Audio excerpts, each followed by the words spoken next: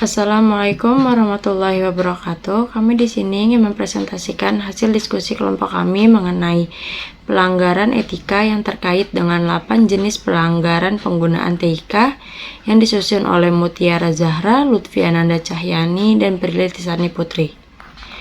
Pengertian etika dalam TIK. Etika atau etik bermakna sekumpulan asas atau nilai yang berkenaan dengan akhlak, tata cara, adat sopan santun, nilai mengenai benar dan salah tentang hak dan kewajiban yang dianut oleh suatu golongan atau masyarakat. Sedangkan TIK dalam konteks yang lebih luas mencakup semua aspek yang berhubungan dengan mesin komputer dan telekomunikasi dan teknik yang digunakan untuk menangkap atau mengumpul, menyimpan, memanipulasi, menghantar, menampilkan suatu informasi. Jadi, etik adalah sekumpulan asas atau nilai yang berkenaan dengan akhlak, tata cara, adat, sopan santun, nilai mengenai benar dan salah, hak dan kewajiban tentang TIK yang dianut oleh suatu golongan atau masyarakat dalam pendidikan. Jenis pelanggaran etika, penggunaan teknologi informasi dan komunikasi. Yang pertama ada hacker dan cracker. Kata hacker pertama kali muncul dengan arti positif yang menyebut seorang anggota yang memiliki keahlian dalam bidang komputer yang lebih baik ketimbang yang telah dirancang bersama. Menurut Mansfield, hacker didefinisikan sebagai seorang yang memiliki keinginan untuk melakukan eksplorasi dan penetrasi terhadap sebuah sistem operasi dan kode komputer pengaman lainnya, tetapi tidak melakukan tindakan perusakan maupun pencurian uang atau informasi. Sedangkan cracker adalah sisi gelap dari hacker dan memiliki ketertarikan untuk mencuri informasi, melakukan berbagai macam kerusakan, dan sesekali waktu juga untuk melakukan berbagai macam kerusakan dan sesekali waktu juga melumpuhkan seluruh sistem komputer. Contoh kasusnya dapat dilihat dari kebocoran data asuransi BRI Life. Kasus hacking di Indonesia dengan insiden kebocoran data pernah dialami oleh perusahaan asuransi BRI Life. Pada Juli 2021, sekitar 2 juta data nasabah BRI Life diduga bocor dan dijual secara online seharga 7.000 US dollar atau sekitar 101,6 juta rupiah.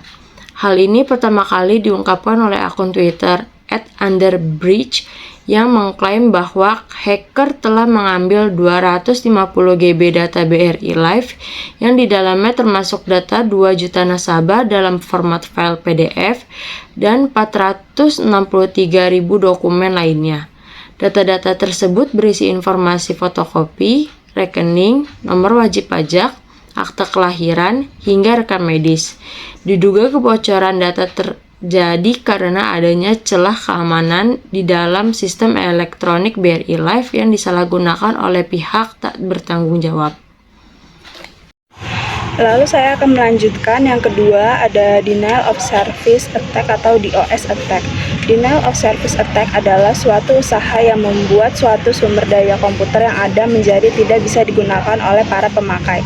Denial of service attack mempunyai 2 format umum. Yang pertama, memaksa komputer korban untuk mereset atau korban tidak bisa lagi menggunakan perangkat komputernya seperti yang diharapkannya. Yang kedua, menghalangi media komunikasi antara para pemakai dan korban, sehingga mereka tidak bisa lagi berkomunikasi. Contoh kasusnya dapat dilihat dari serangan di DOS terhadap situs DPR RI. Website resmi DPR RI yaitu dpr.go.id pada 8 Oktober 2020 lalu sempat error dan tidak bisa diakses. Situs menampilkan halaman putih dengan pesan "An error occurred while processing your request". Setelah ditelusuri, serangan tersebut dikategorikan sebagai DDoS, yaitu tindakan membanjiri lalu lintas pada suatu server atau sistem secara terus-menerus sehingga server tidak mampu mengatur traffic dan down. Ternyata metode ini dimanfaatkan hacker untuk memasuki website dan melangsungkan device. Ketika Ketika situs bisa kembali diakses, pengunjung akan melihat perubahan pada nama situs DPR. Aksi ini sempat ramai di Twitter karena sejumlah akun diketahui sempat mengunggahnya. Perubahan itu di media sosial sebagai penanganan DPR berkoordinasi dengan Telkom dan Mabes Polri untuk menghalau peretasan. Dan yang ketiga ada pelanggaran pirasi atau pembajakan perangkat lunak software. Pembajakan perangkat lunak adalah penyalinan atau penyebaran secara tidak sah atas perangkat lunak yang dilindungi undang-undang. Undang-undang yang melindungi haki UU Nomor 19 Tahun 2002. Bentuk pembajakan perangkat lunak yaitu ada A. Memasuki perangkat lunak ilegal ke hard disk, yang B. ada shoplifting, pemakaian lisensi melebihi kapasitas, yang C. adalah penjualan CD-ROM ilegal, yang D. penyewaan perangkat lunak ilegal. Contoh kasusnya dapat dilihat dari peretasan situs file sharing Mega Upload pada tahun 2012. Pada awal tahun 2012 lalu, kita dikejutkan oleh ditutupnya salah satu situs file sharing terbesar, yakni Mega Upload. Menurut informasi yang ada, hal ini terjadi karena Mega Upload dianggap mendukung pembajakan karena dalam situsnya memiliki berjuta-juta data ilegal berupa software, game, musik, gambar, serta video, sehingga kasus ini sudah dianggap salah satu kasus kejahatan hak cipta terbesar di dunia yang langsung menargetkan penyalahgunaan situs penyimpanan konten dan distribusi publik untuk melakukan kejahatan hak intelektual. Kasus Mega Upload ini sendiri dipandang melanggar ketentuan RUU yang dikenal dengan nama PIPA dan SOPA, yang mana merupakan undang-undang terkait hasil pembajakan serta beragam produk digital seperti film dan musik. Keempat, itu ada fraud, merupakan kejahatan manipulasi informasi dengan tujuan mengeruk keuntungan sebesar-besarnya. Biasanya kejahatan yang dilakukan adalah memanipulasi informasi keuangan.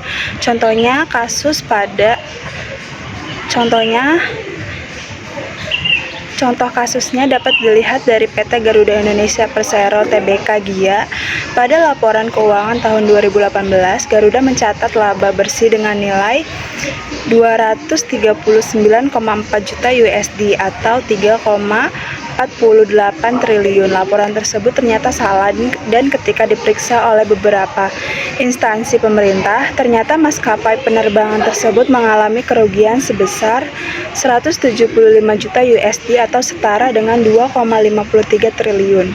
Akibat hal tersebut, direksi dan dewan komisaris yang menandatangani laporan keuangan tersebut dikenakan sanksi membayar denda 100 juta secara tanggung renteng. Selanjutnya saya akan membahas nomor 5, yaitu gambling. Perjudian tidak hanya dilakukan secara konvensional, akan tetapi perjudian sudah marak di dunia cyber yang berskala global, dan kegiatan ini dapat diputar kembali di negara yang merupakan tax haven seperti Cayman Island yang merupakan surga bagi money laundering. Jenis-jenis online gambling antara lain online casinos, online poker. Contoh kasusnya dapat dilihat dari Gubernur Papua Lukas NMB pernah bermain judi di sebuah kasino saat liburan. Gubernur Papua Lukas NMB terungkap pernah bermain judi pada sebuah kasino saat liburan di luar negeri, tepatnya di Singapura. PPATK menemukan adanya transaksi setoran kasino judi ke luar negeri senilai 560 miliar. Temuan ini berdasarkan hasil analisis transaksi keuangan Gubernur Papua Lukas NMB. Masyarakat Anti Korupsi Indonesia MAKI membocorkan lokasi tempat Gubernur Papua Lukas NMB kerap bermain kasino. Beberapa di antaranya yakni di Malaysia, Singapura, dan Manila, Filipina. Salah satu hasil analisis itu adalah terkait dengan transaksi setoran tunai yang bersangkutan di kasino judi senilai 55 US dollar juta atau 560 miliar itu setoran tunai dalam periode tertentu, ungkap Ketua PPATK Ivan. Lukas NMB ditetapkan sebagai transaksi sebagai tersangka gratifikasi sebesar 1 miliar rupiah pada 5 September 2022. Meski pihak Lukas NMB menyatakan perjudian bukan kewenangan KPK dan menjadi legal karena dilakukan di luar negeri, KPK menanggapinya dengan menyebut tindakan pidana pencurian uang TPPU kerap terjadi dalam perkara korupsi.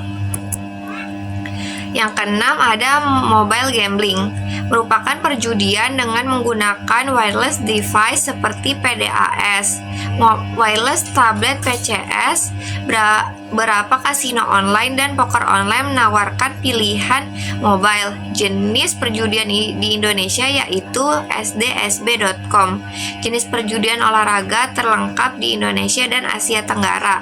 Contoh kasusnya dapat dilihat dari kasus seorang pria asal Inggris pada tahun 2015 menggunakan aplikasi perjudian di ponselnya untuk bertaruh sejumlah besar uang dan akhirnya kehilangan lebih dari 3 juta euro dalam waktu 90 menit. Kejadian ini menimbulkan perdebatan tentang risiko perjudian melalui perangkat seluler dan menyebabkan peningkatan pengawasan terhadap praktik perjudian semacam itu. Yang ketujuh ada pornografi dan pedofilia. Pornografi merupakan jenis kejahatan dengan menyajikan bentuk tubuh pada busana erotis dan kegiatan seksual lainnya dengan tujuan merusak moral. Sedangkan pedofilia merupakan kejahatan penyimpangan seksual yang lebih condong ke arah anak-anak atau child pornography. Contoh kasusnya dapat dilihat dari seorang pelaku pedofil asal Australia yang melakukan kekerasan seksual terhadap puluhan anak laki-laki di Filipina, Indonesia, dan Singapura.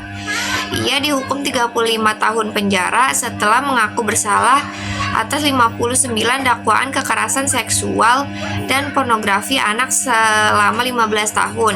Di Indonesia terdapat kasus jaringan pornografi anak dan pedofilia online yang melibatkan sejumlah pelaku dan korban termasuk anak-anak. Beberapa kasus pedofilia juga melibatkan warga asing yang melakukan kejahatan seksual terhadap anak-anak di Indonesia. Yang kedelapan itu ada data forgery. Kejahatan ini dilakukan dengan tujuan memalsukan data pada dokumen-dokumen penting yang ada di internet. Dokumen-dokumen ini biasanya memiliki institusi atau lembaga yang memiliki situs berbasis web database. Dokumen tersebut disimpan sebagai scriptless dokumen dengan menggunakan media internet. Kejadian ini biasanya diajukan untuk dokumen e-commerce. Contoh kasusnya dapat dilihat dari data pengguna Tokopedia bocor ke dark web. Korban kasus serangan hacker di Indonesia selanjutnya dialami oleh perusahaan e-commerce buatan anak bangsa Tokopedia. Pada awal 2020, Tokopedia mengalami kebocoran data terhadap 91 juta akun penggunanya dan 7 juta akun merchant. Data yang berisi nama lengkap, nama akun, email, toko online, tanggal lahir, nomor HP, tanggal mendaftar, serta beberapa data yang transkripsi berbentuk khas ini diperjualbelikan di dark web sehingga 5.000 US dollar atau 70 juta. Tokopedia kemudian segera memeriksa kasus ini dan menyarankan penggunanya untuk rutin mengganti password akun. Sekian pembahasan dari kami, kurang lebihnya mohon maaf. Assalamualaikum warahmatullahi wabarakatuh.